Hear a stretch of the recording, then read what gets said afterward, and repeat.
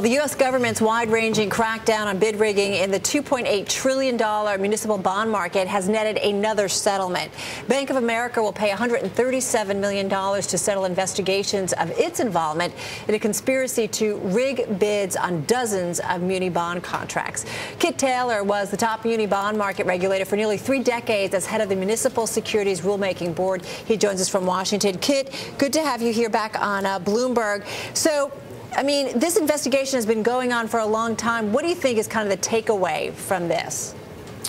Well, at this point, we're beginning to see the fruits of this investigation come out. I mean, this is the first settlement by one of the major financial institutions.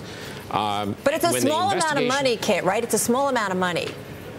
This is, but if you read the releases very carefully, the releases say we did not, and the IRS, DOJ, SEC, Fed, in all cases said we did not assess penalties against B of A because they found the problem, they came to us, they admitted guilt, and they've cooperated with us.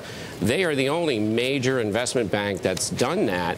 And I applaud them for doing that, the fact that they actually had procedures in place to find this sort of thing. And they still had to pay $137 million. Does that mean I think the others are going to be very different? There you go. I was going to ask, does that mean you think we're going to see bigger settlements from the others? Oh, absolutely. I think one indication of this is if you go back to the settlement that J.P. Morgan made just with Jefferson County, Alabama, and they were talking about taking a hit somewhere around. They had to pay a fine to the SEC of like $35 million, to Jefferson County for $50 million. They turned in swaps worth about $600 million. You're starting to talk, I mean, $600 million. You're talking about serious money when the other banks that did not cooperate get involved in this. Kit, what does this say about kind of all the collusion that was going on? Do we need changes in terms of regulatory oversight or what? And I got about 40 seconds here.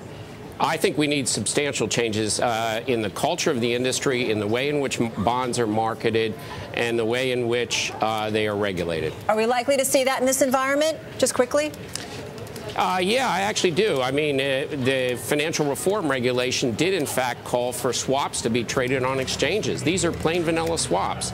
Okay. And they will, if they're traded on exchanges, they'll be great. Got it. Hey, Kit, thank you so much. Kit Taylor there in Washington.